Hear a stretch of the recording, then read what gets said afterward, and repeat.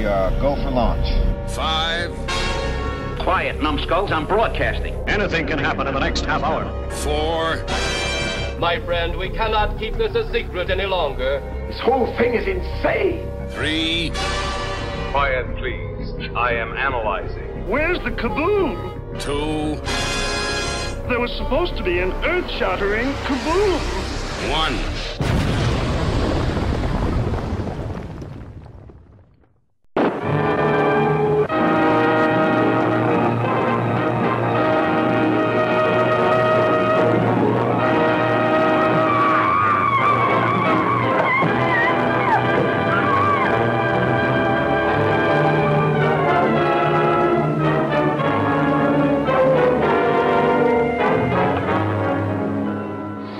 That by killing off the family, one by one, you fall heir to the Benson fortune. I wonder which one of you will be the next to go.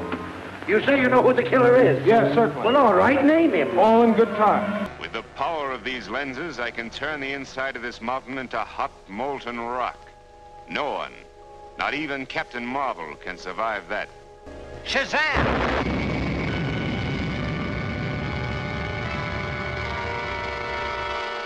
I can only control this robot over a short distance. But with your remote control cell built in, I can send this robot and hundreds like it all over the country. Dr. Satan may try to attack you on this train tonight. If he does, I want to be here. Dr. Satan? And why do you want to be here? Governor Bronson was murdered tonight by one of Dr. Satan's killers. Perhaps I can accommodate you. I am Dr. Satan. You will be dead before we leave this room. When a gang of foreign agents plot to kill the leading scientists of the world, Jeff King, thunderbolt of the air, wrecks their plans by his heroic action. Rocket Man. Bringing you a screen full of pulse-pounding excitement. From somewhere in the skies above us have come from time to time flaming discs and weird aerial phenomena. What are they? Whence have they come? Dr. Morris Apiot, one of the leading aerodynamicists in the world, stated that in his opinion, they have originated elsewhere than the Earth, and that they are artificially controlled. Deep in the cavernous basement of this house is a strange, dimly lighted secret Batcave, hidden headquarters of Batman, America's #1 crime fighter. Batman and his two-fisted assistant, Robin, the boy wonder. Wherever crime raises its ugly head to strike, Batman and Robin strike also. Columbia Pictures presents the incomparable Batman and Robin. See the famous serial that has amazed Bat fans around the world. 15 thrill-packed chapters.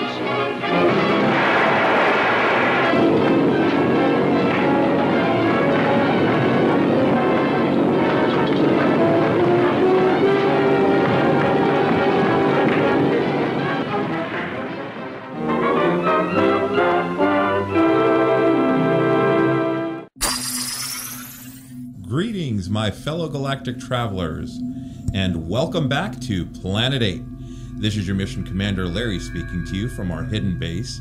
Chief Engineer Bob is here by my side as always in the command center, and circling Planet 8 in our orbital spy satellite is Reconnaissance Officer Karen.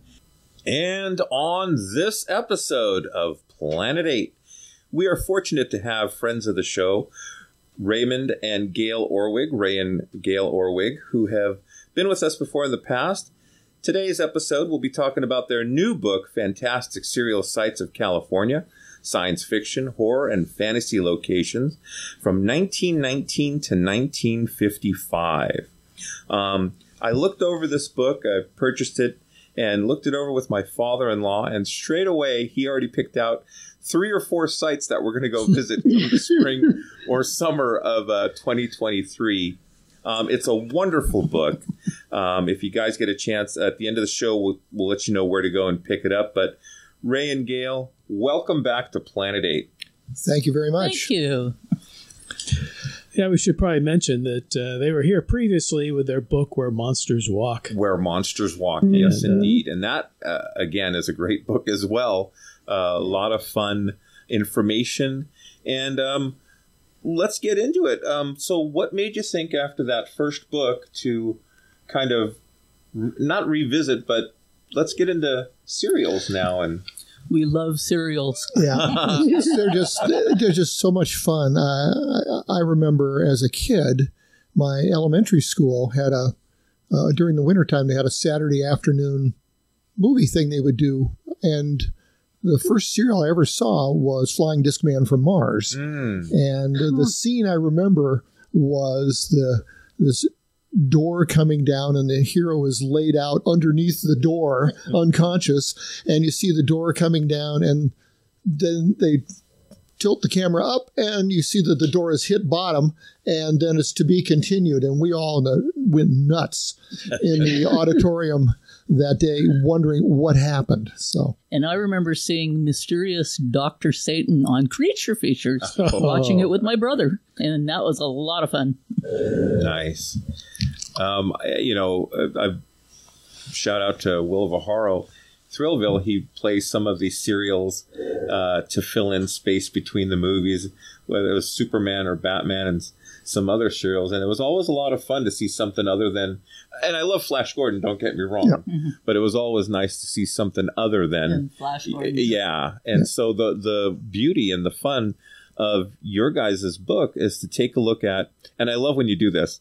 Here's a still picture from the serial, and here it is today, and I swear you could just match it up.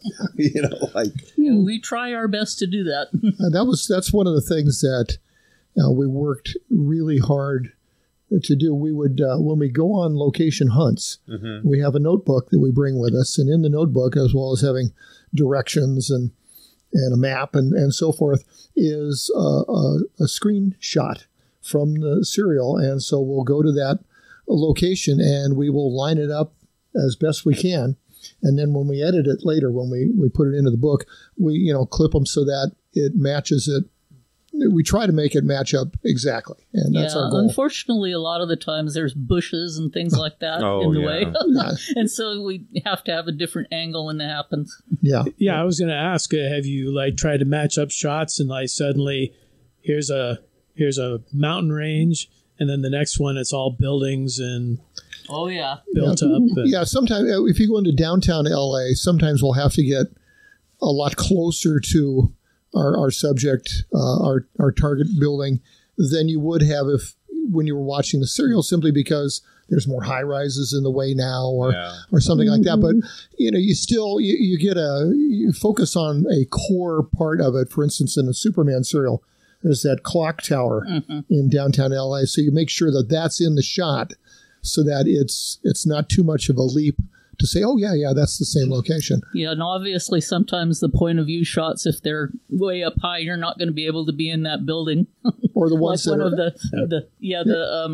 the Dick Tracy serial where they had all the bad guys looking out of the window of the garage. There's no way we can go all the way up on that floor and get that shot. But we got one from the bottom. I always think it's amazing because, you get places like Vasquez Rocks or Bronson Canyon and things that they look the same now as they did back then. And I think because they still shoot movies there and they still use them as locations. I don't know if LA or Hollywood or whatever designates some of these places as that's going to stay as a film location. Like you can't suddenly put a high rise there. Well, now actually Bronson Canyon now has a sign directing you to where the caves are. They never used to have that. Yeah, unfortunately, in the last couple of years, though, the rocks started crumbling in the caves, and they actually had gates in front of them, so you couldn't go in. Yeah, they've blocked them off now. At least that was the last we had seen of it. Well, see, they should make the gate on the one side look like the gate in front of the Batcave. It collapses when it tries. That would work. Yeah. That would get a lot of people up visiting that. Yeah. Yeah, sometimes with some of these locations, too, it's just like, a matter of time before some of them disappear. We actually had one on our list to visit, and when we got there was a wrecking ball taking it down. Wait, I got to get a shot. No, darn, they already took most of it We had down. just shot a picture of the LA Times building, which was for the serial book. And so Gail says, okay, what's our next stop? And I said, well, if we go around the corner, there's the old police headquarters. And so we go around the corner, and I'm standing there staring at it with my jaw hanging open. And Gail looks at me and says, I guess that used to be the location that we were looking for. And they were taking it down. We were about a week and a half too late. See, that's a bummer. I know there's a couple of times where not as recently as that, but where the building just isn't there anymore. Yeah. You know, and all you have is like, well, this was the location. This is the corner of La Cienega, you know, and whatever.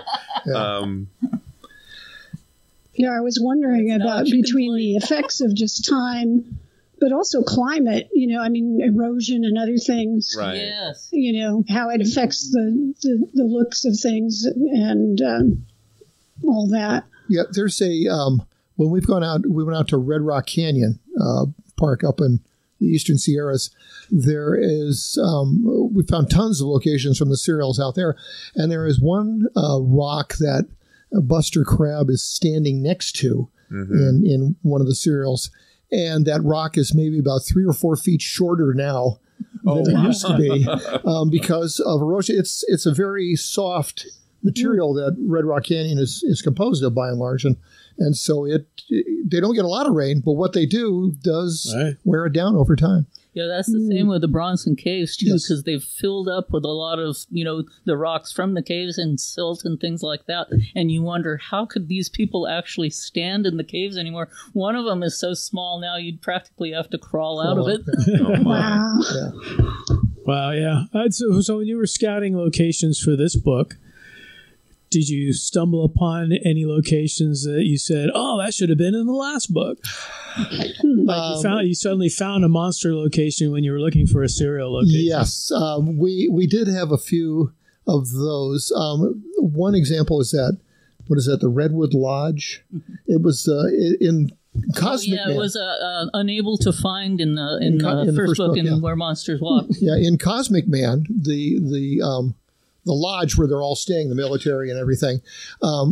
We looked, no idea where that was. And it also appears in, I think it's Mandrake. Mm-hmm. It's Mandrake the Magician. Yeah, it was Mandrake. Mandrake. And we keep refining our search tools all the time. We were able to put it in that book and say, this is where it is. This should have been in Where Monsters Walk. Yeah, it's no longer there. It's now an empty lot on the street corner. But yeah, we find it important to put the no longer theirs in there too, if we can, because then people will know that they don't need to look for it because it's not there anymore. Not there, yeah. Well, other than like Bronson Canyon and Vasquez Rocks that everybody knows about, is there any particular location that was just used in like multiple serials? And Iverson Ranch, Iverson Ranch up in Chatsworth. A lot of westerns, but also a lot of serials. Yeah, there were hundreds and hundreds of films done out at the Iverson Ranch area. Oh, okay. And years ago, even before we even thought of doing a book, we took pictures over there. And video too, yeah. Unfortunately now, a lot of the places, in fact, we usually try to point it out in the book. If it's a place that you can't get to anymore, we tell you that too. Or if it's hard to get to, or it has a fence in front of it or in somebody's backyard. Do you have footnotes telling people how to sneak into places? You got to go in the back fence on this one. There's a little rip in the fence. We usually talk about that by saying this, but it's still there, and this is where it is. Yeah, it could be challenging to get to this location. Now, I think that was one of the phrases that you used when you wrote. Yeah. Well, so you could do a little supplemental book with all the secrets on how to get in. That kind of led me to another question, because I know both Larry and I used to go geocaching. Yeah. And one of the things that we used to sometimes get into some issues with is like when you're trying to find one of these little geocaches, sometimes you're in plain sight and people kind of look at you strangely and wonder what you're doing and if you should be there, and you're rather conspicuous, and even people may come up and ask you what you're doing. Yeah. And I wondered if you ever had any instances where you're kind of poking around and somebody might come up and say, what are you doing here? Want to talk about the one from the first book? Yeah. Oh. Yeah, there's a couple of good ones. Yeah, we're out in, what was the town that was shot? shot. Which one? Brain Eaters. Pomona? Pomona. We're out in Pomona, and we're found the location. That was the apartment building in Brain Eaters. And so we park the car, jump out. We're taking pictures right, left. And meanwhile, there's a fellow who's one of the groundskeepers. And he's out there doing his work. And he comes over and he goes, "Is this place supposed to be famous?" I said, "Yes, this was." And we're showing him the pictures. This was in Brain Eaters in 1958. And he kind of keeps sweeping, and he goes, "Yeah, I must have missed that one," and walks off. Talking about dropping the mic, you know. And then the one time when it was pouring with rain, and we were standing in front of the house, and a fellow comes out, and Ray goes, "Oh, did you know that this was in a movie?" And he goes, "Sure, Crawling Hand, 1962. We're just like, and he invited us up onto his porch. Yeah, we got to take a picture of his door and everything, and started telling us all about the neighborhood and the house, and so most of the time, if we run into people, it's an encounter like that. They're kind of interested. Most of them were in the first book when that happened. Yeah, the serial book. Most of that was out in the middle of nowhere, Iverson Ranch, and we had actually taken video of Iverson almost before the condos were built out there, and so that enabled us when the pandemic struck. That was going to be one of our last trips. Yeah, plus there was a couple of really good sites that really helped us. We used the naming of the rocks and so forth from Dennis Ronald's site. Yeah. And then there was another fellow that did a site that actually had the different spots, and you could click on them, and there was your rock. It was interactive. It was an interactive site. Yeah, didn't he also use the same names? Yeah, he used the same names that it was Iverson Ranch Blogspot, I think, is the website. It's in the book. Yeah, but he... the guy who created that site, if there is a twig of wood somewhere, he knows where that is on Iverson Ranch, and he's gone all the way up to the other side of the Ronald Reagan Freeway, and got all the locations up there, which is now a gated community, and so he's had access to tons of stuff. Yeah, and it was just so helpful, because otherwise, how do you explain where some of these things are if they're not in the Garden of the Gods, which a lot of stuff was shot up there, but there's also places that are nearby, like the Lone Ranger Rock, across the street. Across the street and down a hill, which is very... in a bunch of poison oak. Yeah, right, hazardous to try and get to. So that was like another question I had, like, if you're looking for maybe there's a certain rock formation or something, and you go out to the location where it was and it's not there, have you chased rocks? Like, okay, where did this one go? They actually did blast out some of the rocks when they built the condos. We pretty much, because of this site, we have a pretty good idea of what's actually there. Although, even on this site, he doesn't have some of the serials. There isn't much he doesn't have on this site. Right. Yeah, but he has the same rocks, and so okay, this one's. I know where all the rocks are. Yeah, exactly. No, that's great. So, do you guys have a particular favorite serial? Oh, mine is Adventures of Captain Marvel.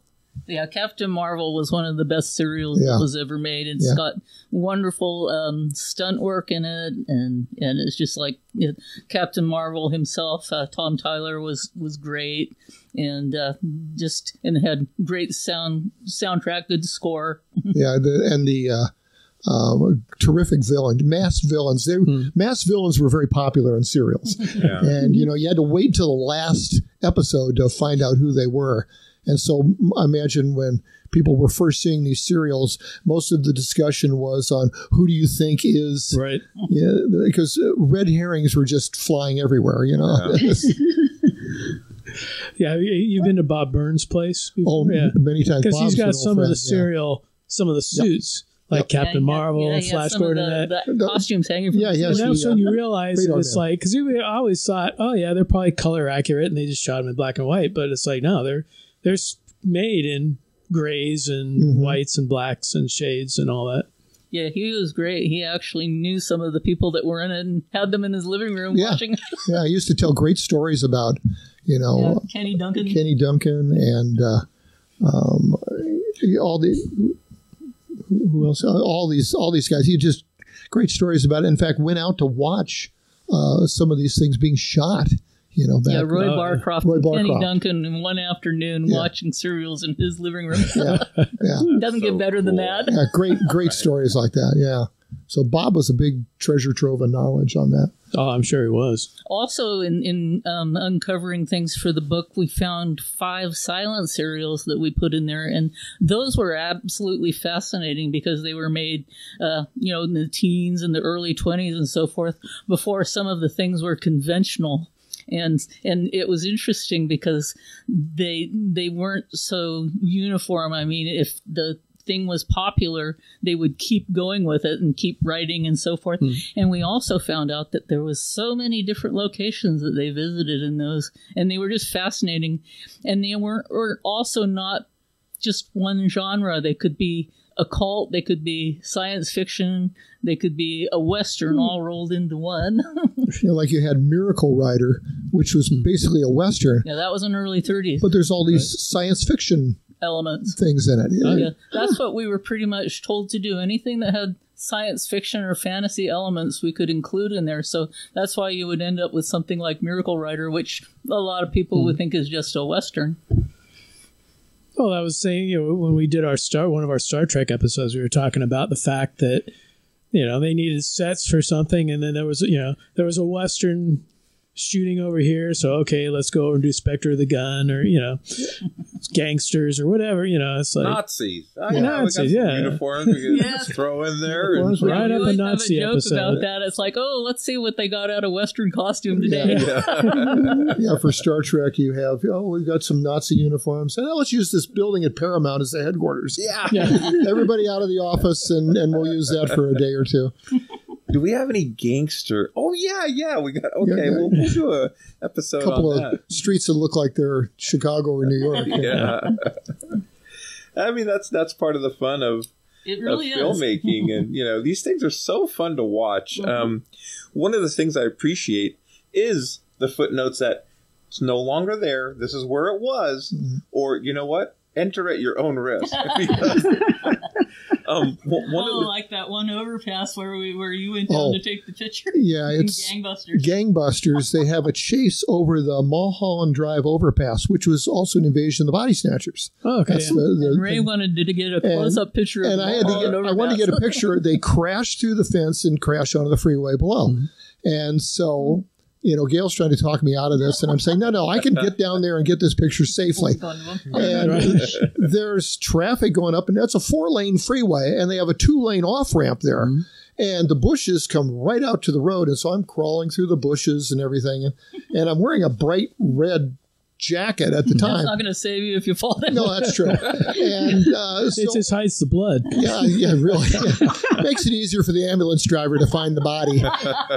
And so I get down. So I get down to the road, and I'm looking. Okay, now there's a gap in the traffic. I step out, take my picture, look on the little screen. Okay, I got it, and walk back up. And Gail is at the top of the hill, going, "Okay." I said, "Oh, good, there he is." Yeah, in fact, when we wrote it up in the book, we said we might suggest that you actually take this while one person sitting next to you while the other person is driving, and get the overpass that way.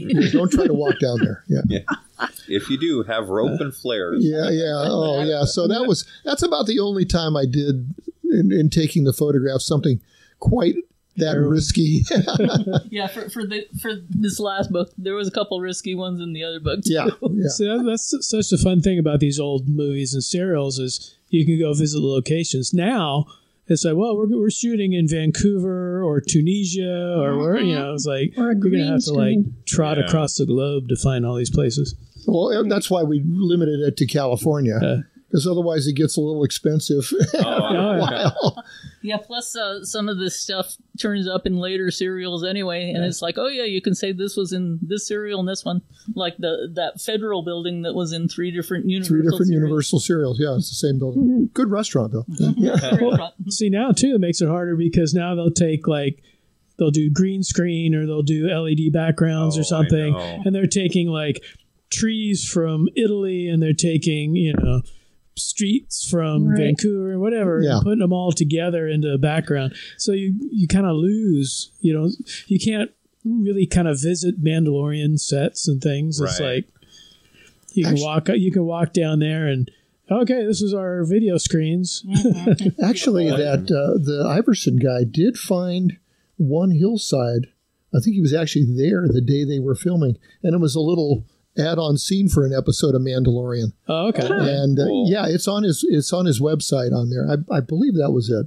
But that's about the only one I've seen. Was it Garden of the Gods? It was somewhere in that area. Yeah, I stumbled across that. Get to that. Yeah. Well, it was funny because the first time I went to Vasquez Rocks was with Butch Portillo, and when we went there, it was on a weekend, so there wasn't any shooting going on, but there were all these Paramount vans and campers and stuff like outside the gate with Star Trek logos on them. Ah. And it was the J.J. Abrams, the 2009 Star Trek. Oh, okay. I was going to say Next Gen or something. Yeah, well, they shot the scenes on Vulcan there. Yeah. Yes. And, so that we caught them between takes, I guess. And yeah, that's kind of cool. Yeah.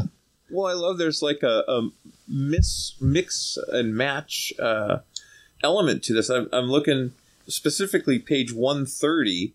I haven't memorized everyone the pages yet. Everyone get out your textbooks. This is for the listeners when they get their book. Yes. No Longer There, Chapter 3, The Unoccupied Lodge where the Hornet, Warren Hull, and Miss Grayson, Dorothy Levitt, hid out after their car crash is the same house used in a stock shot of the Femme house seen in Universal's The Old Dark House. And you guys provide a picture of it. I think it's amazing. Chapter 8 left the Grayson Mansion, actually a backlot house at Universal. Chapter 2 on the right is the Henry Ford Bridge in Long Beach, also known as the Badger Island Bridge. It was taken down and replaced in 1996. Kids, this is priceless. You do not have to risk life and limb, as Ray and Gail have done on several occasions. You pick up this wonderful book, you thumb through it, and you're just going to find so much information from all these serials. I mean, I'm really looking forward to really digging into this. I've only thumbed through it recently. Well, that's the thing. Now you get your backpack.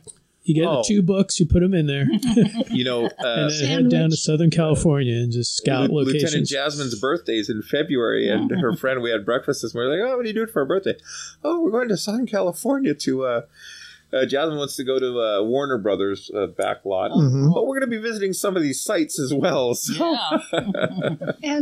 As somebody who is a nerd who works with a lot of data, I was curious about, you guys have done a ton of research, and I'm wondering how you keep track of all this information. That's my line. Yeah, believe it or not, Ray would have been a great librarian if he wasn't a great teacher. Thank you. We have a couple of things we work from. One is a master list where we have all of the films or serials alphabetically, and then we have by chapter where we've discovered locations. Those are printed in black. Where we're still haven't photographed it, it's in red. No Longer There is blue. Okay, and it's got it all color coded. And so it's all color coded. And then to go with that, I have a database where we have each of the matchups for each serial, and it's also listed by chapter as well. So it's a rather sizable database after a while, and so that's how we're able to keep track of it. Then we keep the screenshots are in one folder, and then the photos we've taken are in another folder, and they're numbered, of course. And so that's how we keep them matched up on the database. We were just updating it last night as we're working on our next project. But yeah, it's the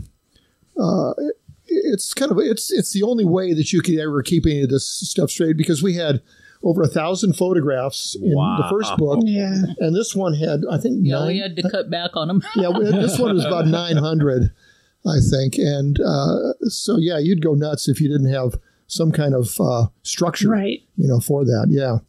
Right. Yeah, think of the days before computers, how many file cabinets that would take up. Oh, it would just be like a huge, I'd just get a big piece of paper and just be drawing it on there, be erasing it, and little stickers and gosh knows what else. I was going to say, I envisioned these filing cabinets in a garage and this map on the wall with all these pins. But the lovely computer now takes the place of all that physical. Well, we still do the paper thing because we have the folder that we take on location with us, and I don't know how many maps we've run off at Office Depot, so that we can. Thomas Guide is your friend. Yeah, absolutely. Yeah, I'm not into the map on the smartphone thing. I want a physical thing. I can sit there and go, okay, this is here. It have to be a tablet anyways for us to see it. Yeah. Exactly.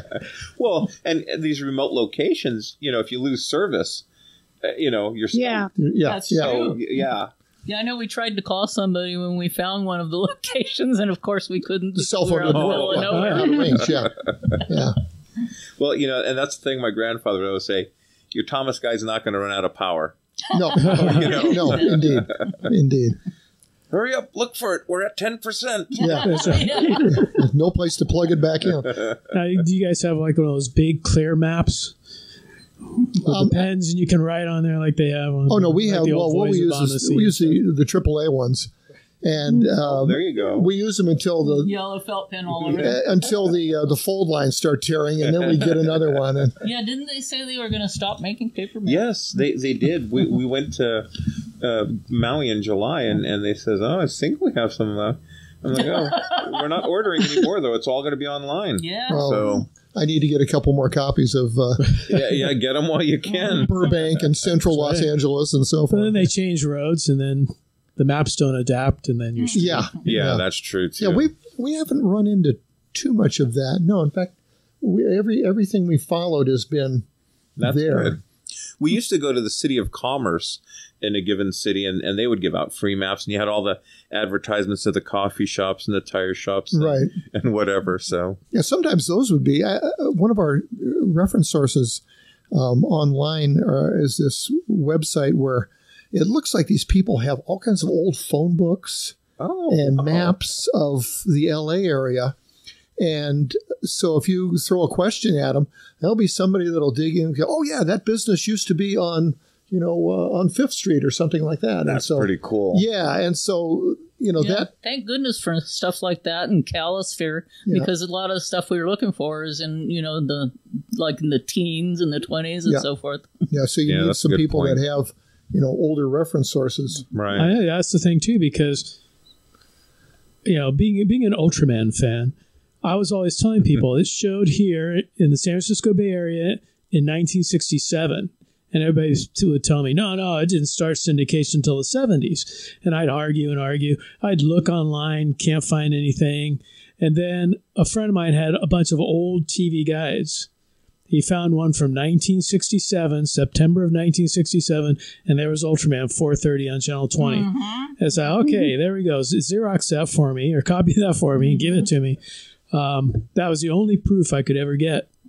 I couldn't find anything online or no one else remembered or whatever, but yeah. Now, let me ask you guys this. How many of the serials in the book have you personally watched? All of them. All of them. Oh, really? Lovely. Usually twice. Okay.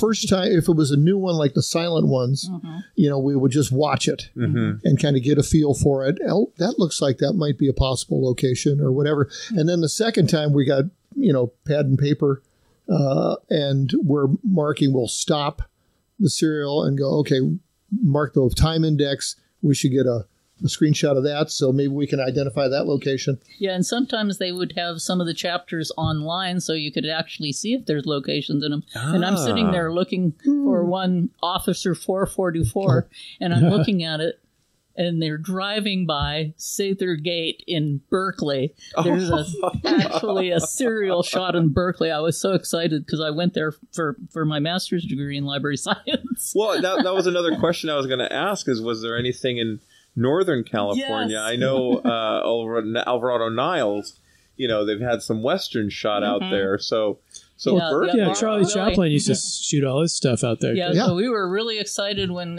we could poke around and find Officer 444 shots in Berkeley. And some of the old buildings were still there. Yeah. That was really great. And of course, it looks way different than some of the spots now. And so, there was a train station there years ago, and it's like, this is where the BART station is now. Yeah. There used to be a train would come right through the middle of Berkeley. Wow. And the BART station is now just a little bit north of where this train station used to be. Oh, Berkeley's amazing. I used to work at the Claremont Hotel. And they had a gated off area in the basement where they would store things. And you'd look in the gate, and it looks like this big, long tunnel. So one day I asked, what's this big, long tunnel? And they said, oh, that was back when the Claremont was a jazz club, and it was the days of Prohibition. Oh, cool. And there's a tunnel that goes all the way down to downtown Berkeley and comes up in a sewer grate. And they used to smuggle alcohol through that tunnel up to the club. Oh, wow. So, yeah, I mean, when you start digging into the past of some of these buildings and these old... Yeah, I had the same thing happen when I was visiting relatives in England, because I'm a big fan of Scarecrow of Romney Marsh, which was on the old Disney, Wonderful World of Disney. Ray's also a big fan of it.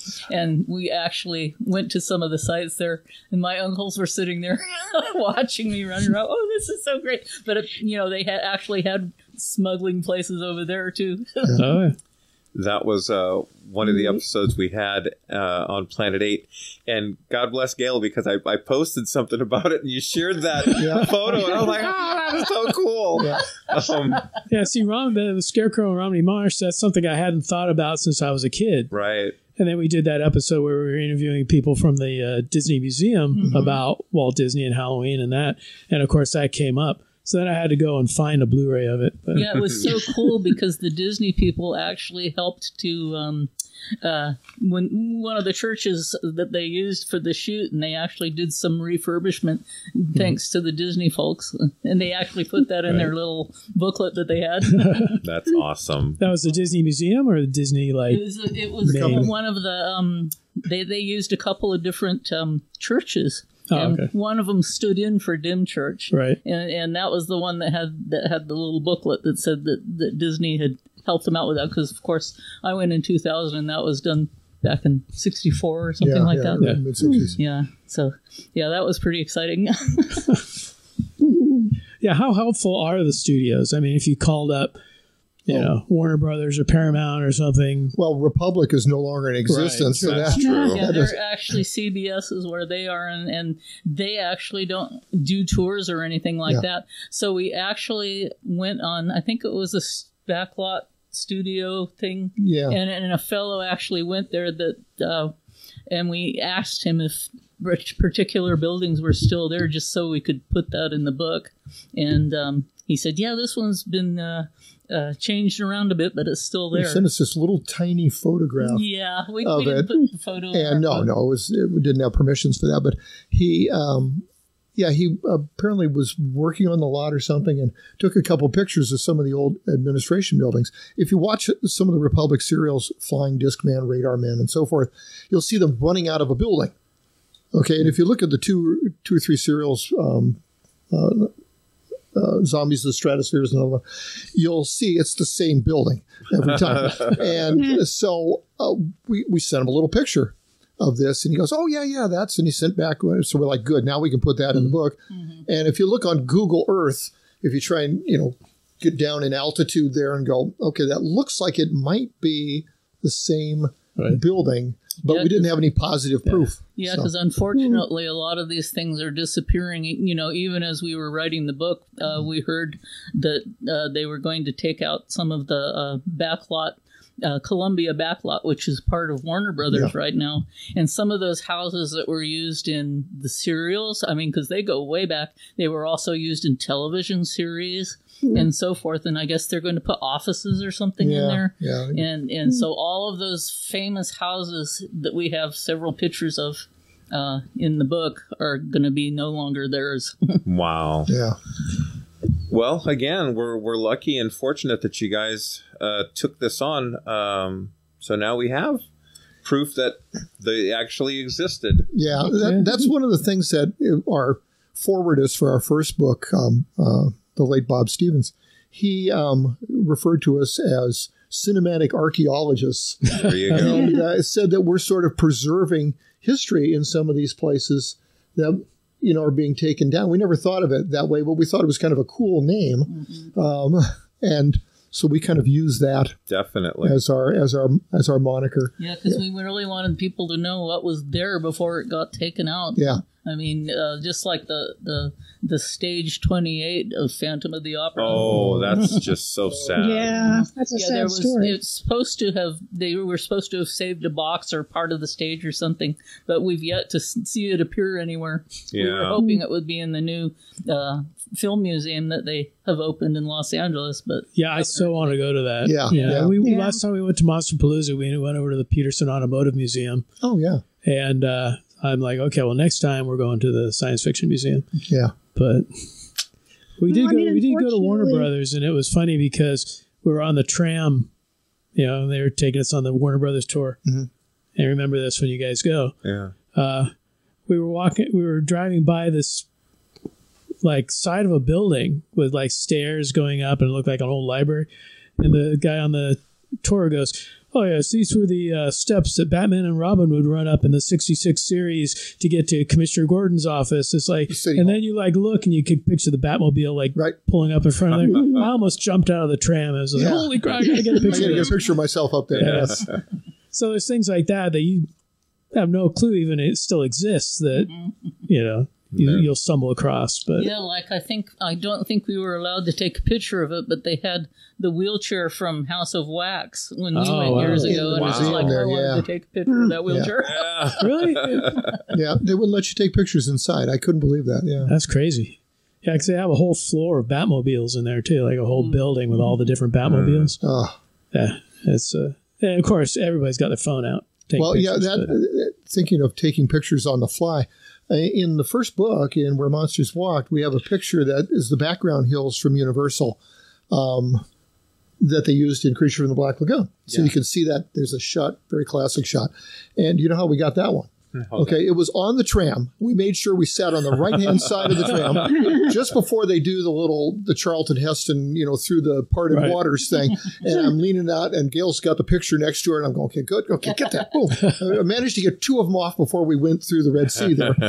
And so we've had some kind of very funky ways of getting photo, but the important thing is to get the photograph, get the shot. Get the shot. Get the shot you need. Yeah, no, I mean, the books are amazing because... Yeah, before you kind of hear about, you hear about things word of mouth, or someone will say, "Oh, look, over here is where they shot this or that." So, but you don't have any kind of reference. Yeah. Or proof. Definitely no proof. Also, there's persistent stories that happen, because they, like, for instance, Harry Thomas was quoted as saying that the eyeballs that were made for the aliens and killers from space were made out of egg cartons, but all these people keep putting on there every time on Facebook that it was ping pong balls, and it's not. We actually got to talk to Harry a couple of times, and he told us, how the effects were done for that. See, that's cool. That's one of the things that we've really made important for our books and articles as well is, if we got to see it to record it. I don't want to go by, for instance, we've heard stories of, there's this cement foundation at the Arboretum that was used as the general store in giant leeches. You don't have any proof of that. I mean, who told you that? I mean, it's a great story, but it looks kind of like it. Yeah, but I mean, you see, I want to know. Okay, let me show me background hills so I can line it up. Let me see. Because if other we think photographs. It's an iffy shot, we will not put it. We'll not put it in. Yeah, we've axed a few photos that we thought there's just insufficient proof. Yeah. I want to make sure that if we tell somebody this is where something is, there's actual proof of it. We can back it up, and so they can go there and feel like, yes, this is where the monster stood, or this is where Captain Marvel was. And because there are a lot of ones that we just don't have solid enough proof. And our rule is if either one of us objects to it, no, I just don't think there's enough proof. Boop, it's out. Yeah. That's we have very strict standards on that. It's a good thing. Karen, were you Checks and going to say balances. something? I think I lost my train of thought, Larry. Hey, no worries. That train has left the station. Yes. But the other thing we wanted to make sure we had in there was all of the wonderful people over the years that did the stunt work. And, I mean, they just made the serial so much more wonderful, and we just wanted to make sure that we mentioned them in there, and even get a few of them in pictures. Yeah, Gail did a really great job of researching, who all the stunt players were, and it was funny when we were doing the index. Of course, we have them, the major ones listed in there, and so when you look at that, you go, "My God, this guy." There's like 20 different pages where this guy's work is in there. They just did some amazing stuff, and you look at the stunts that they did. Mm-hmm. I mean, one of my favorite ones is Davy Sharp's one from Captain Marvel, where he does the backflip and kicks the two guys at the same time and lands on his feet. Which he was still able to do when he was in his 60s. Yeah, Bob Burns tells a great story about Davy Sharp doing this in his living room. He says, "Oh yeah, I've done this. I do this every day." And he does a backflip in front of Bob to demonstrate it. And so... God, if I tried that right now, I'd probably be in the hospital for the next month. I'd have broken something for sure. Yeah. Well, see, and that's another aspect of the book that I appreciate, is that those stories, those names, that were integral to these serials being as successful as they were. And it's nice that we have the names of those folks that helped contribute stunts and acting and so forth. So that's cool. Really appreciate the work that you guys. How long did it take for the first book, research and completion? And that one took a while because we were both still working. Yes, that was like 15 years. 15. And the second one? Well, here's the thing is that while we were collecting the photos for Where Monsters Walk, we were already collecting serial locations. Okay. People need to understand, we started this out in like the 1990s, late 80s. We got our first couple of pictures in the 80s when I was going to library school. Right. And it was, for us, it was just like a little side hobby of being a movie fan and collecting movie posters. That's why we were standing in some of the pictures. Yeah, that's why you see us in our pictures we took on our vacation. And so we were already getting serials and TV and all this and just putting it in a scrapbook. Yeah. And it wasn't until we started sharing these scrapbooks with our friends and also with Bob Stevens. And out of a clear blue sky, one day we're having lunch with him, and we would just come back from a trip and we're showing him the scrapbook, and he goes, "You guys really should make a book." And so, well, there wasn't anything else like that out there, so let's do that. Yeah, right. and so that's kind of what got us down there. And that was about, what was that, 2010, maybe a little before? Oh, it was before that. Before that he suggested it. Mm-hmm. And so then we just started finding more and more stuff. And at the time, one of the reasons before that, we just had, stills that we had bought off of eBay and at collector shows. And at the time that Bob suggested this, a piece of hardware had come out that we could use with our Mac that would allow you to digitize any video signal, videotape, Laserdisc, DVDs, which were becoming new. And so we could then make our own still frames. Yeah, because before that, we would run into people that, they had a notebook and that they had taken a picture of their television screen. And they'd pause the video. Pause the video and take a picture and then develop the picture. And so this allowed us to, expand tremendously. And that's when it really took off. Nice. Being able to do that. It was... Oh, I'm sorry, Karen. Go ahead. Oh no, I just wondered, how did you get connected to McFarlane? Well, we had bought one of the very first books that McFarlane put out. It was the Bill Warren "Keep Watching the Skies." Oh, yeah, beautiful book. Yeah, that's a great book. We bought that. That was like 89 or 90. Yeah, and we also saw that they had published a couple of other books on locations, but they weren't science fiction, fantasy, and horror locations. So we thought, well, that's a niche publication also. They tend to do stuff that's niche, and it's really cool because... Very focused kind of publications, Right. And so we sent out a couple of different, I guess, what would you call them? Sort of to... find out whether they'd be interested. Yeah. And So the first one says proposal. The first one that we sent to, I think that they were almost simultaneously that we had sent them out, and the one said, "Well, this isn't something we publish, but we think there might be a publisher out there that would do this." And then the second one was, McFarlane, and they sounded like they might be interested, and they asked us to explain a little more of what we were doing with it and how we would set it up and that sort of thing. It was when McFarlane did this, Gail wrote to them. And so our first rejection was from a local publishing house. Mm-hmm. But it was a nice rejection letter. They thought it was interesting. It just wasn't the kind of thing that they were publishing. And so Gail wrote to McFarlane. And so they kept asking us back another email, said, well, could you expand on this? And so we went back and forth for about a month or two, right? Mm-hmm. And meanwhile, we had almost completed the project for the first book. And so I was getting very frustrated. Gail's so much more diplomatic than I am.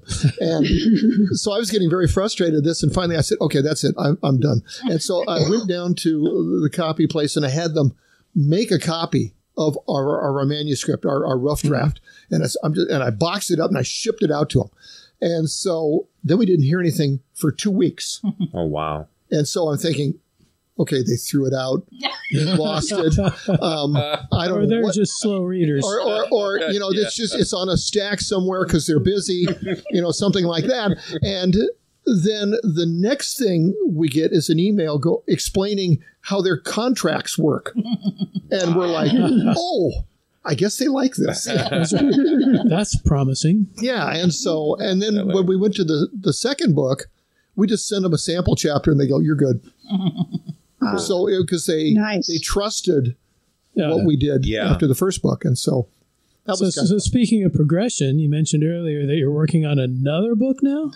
Yeah, we're starting to assemble material for a book on television locations. Oh, nice. And so that it's a small amount of television shows we're working with, but some of them have many episodes that have many locations. Keeps you busy because we're going back into the 50s. We got science fiction theater and the Adventures of Superman, and all the way up to the end of the 1960s. So we have Invaders, Outer Limits, Twilight Zone. Oh boy, science fiction theater. Yeah, and Lost in Space. Oh, Voyage to the Bottom of the Sea. We even have one for Captain Zero. You could probably do a whole book just on our Irwin Allen locations. Yeah, it's funny though, is maybe not as many as you think. Right. A lot of them ended up being stage-bound. Also, Irwin Allen didn't waste a shot.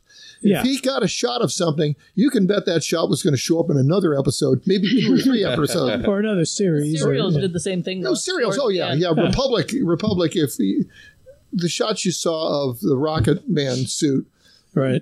They reused those a lot. That's why you always saw the hats on the guys, because they had to match it up with guys with hats later. Yeah, right. Yeah, that was Bob Wilkins' whole thing, just saying, "Watch the fight; the hats never fall off. Never fall off. No matter what, the hats stay on."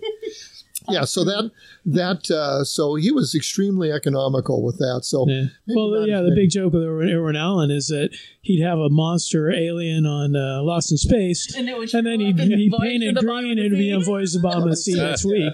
Oh, exactly. Yeah, we've been going through Voyage lately, and it's just they're fun old things to go through. I think it's funny when you're binge watching them. Yeah.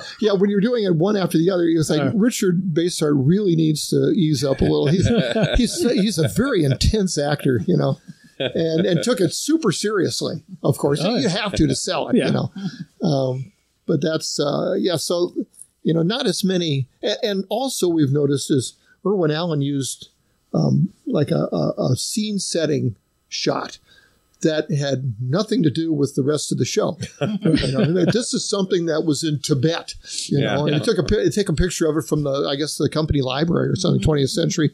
And that would set the scene. It's like, okay, we're going to show this picture of this temple in Tibet. And then we're going to go into the action, which of course, has nothing to do with that.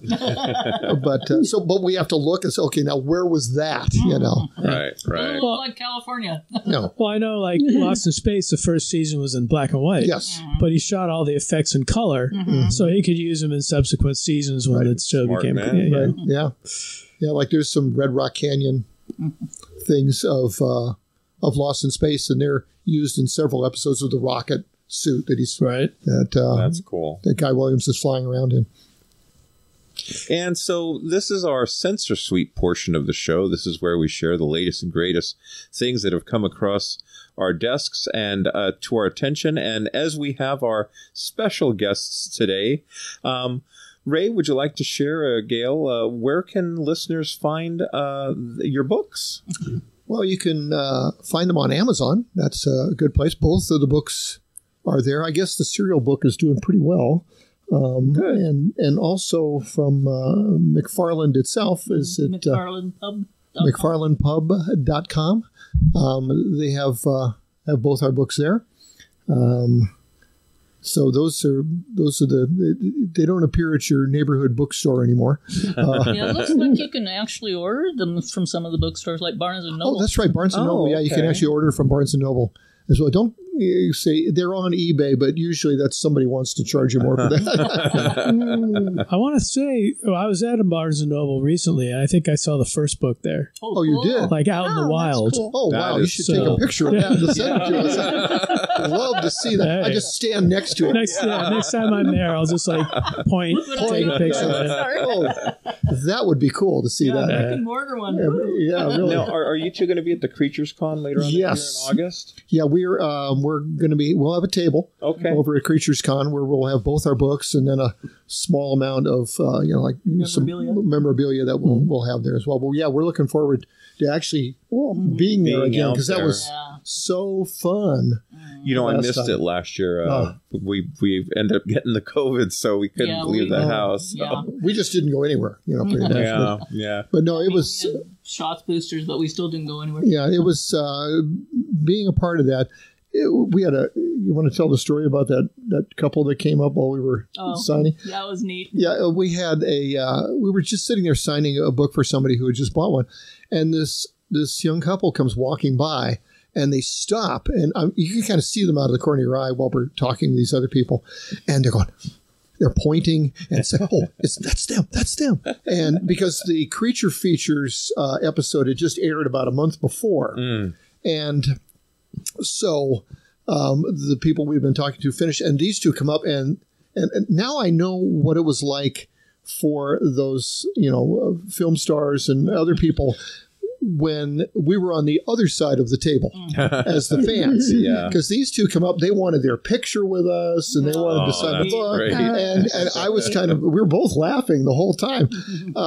We never experienced on the other side that before, and so that was sort of fun. That was fun. To have that little moment like that. Yeah, I had someone come up to me one time and want me to sign the program book from our first Godzilla Fest. Oh, cool. Nice. And I was like, okay. Yeah. How fancy should I make this signature? Make it legible. Make it legible. Right. Well, I'm sort of used to signing my name because as a school teacher, at the end of the school year, the yearbooks come around. And every teacher feels like a rock star because you got lines of kids that want you to sign their, and they all want you to write something different. Try doing that for 120 students. That is cool. Well, the reason I bring that up is if folks wanted to meet you guys, get a signed copy, that would be a great place for them. Absolutely. And that's going to be in August. And if you follow our social media pages, Instagram, Facebook, Twitter, we will most definitely share the location and dates with folks. Yes, Walker. And maybe we should also, do you guys want to share your social media that our listeners might be able to follow you on? Or Well, Gail has a Facebook page. And it has usually post that much on there. Yeah, and we have, and you can see the part of the cover of the book on her Facebook page.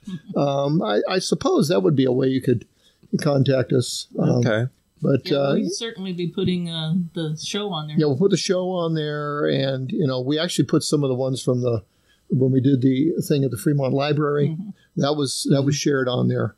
But we don't have a dedicated Facebook page just for the books. We haven't quite gotten to that point yet. Well, I know whenever I see you guys doing something, we'll try to share it on our Planet 8 page. Well, too. We'll let you know. Yeah, absolutely. Yeah. Thank you. That would be great. Yeah.